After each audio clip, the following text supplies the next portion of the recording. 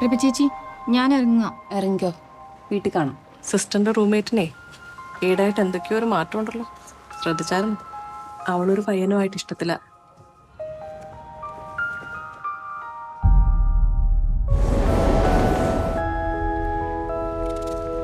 ഇത് പ്രവേശിക്കാണല്ലോ. ഇതിപ്പോ ആരയക്കാനാ? ഒന്നും കാണുന്നില്ല. ഇതിലെന്തോ ഇംഗ്ലീഷിൽ എഴുതിയിട്ടുണ്ട്, മെയ്ഡ് ഇൻ ജർമ്മनी. प्रभु ചേച്ചിയുടെ ഹസ്ബൻഡ് അവിടെയല്ലേ? लास्ट टाइम कभी फोन किया था उसने? 1 साल से ऊपर हो गया. ചേച്ചിക്ക് ആളെ നേരത്തെ അറിയായിരുന്നു?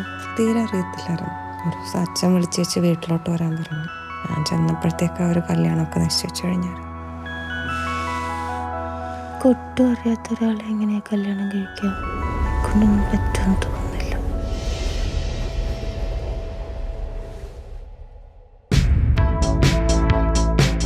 അതിനെൻ്റെ മോനെ രാത്രി വരെ കാത്തിരിക്കേണ്ടി വരും. പക്ഷേ തൽക്കാലത്തേക്ക് ഞാൻ ഈ മേഘത്തിൻ്റെ കയ്യിൽ കുറച്ച് ഉമ്മ കൊടുത്തു വിട്ടാലോ?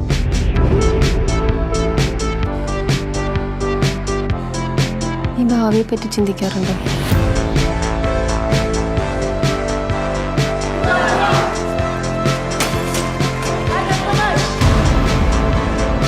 ആൾക്കാരെ നമുക്കറിയാം, പക്ഷെ നല്ലതാവാൻ വലിയ സമയമൊന്നും വേണം.